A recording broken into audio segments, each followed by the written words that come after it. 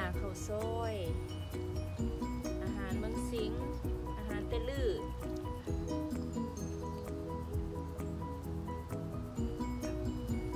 ซีนหมูถั่วเน่าแป้งนัวน้ำตาลอาหารไทยลือแต่คนลาวเห็ดเนาะจะแซ่บพอพี่น้อง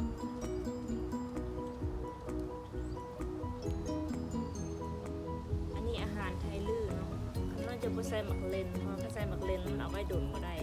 ข้าวซอยทางเหนือของลาวหรือว่าไทยลือ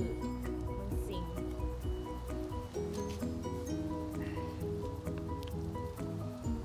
ถ้าพี่น้องมากก็กดไลค์กดแชร์ให้ข้าน้อยเด้อ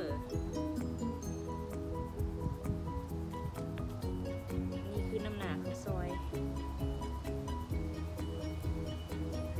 แล้วละแล้ว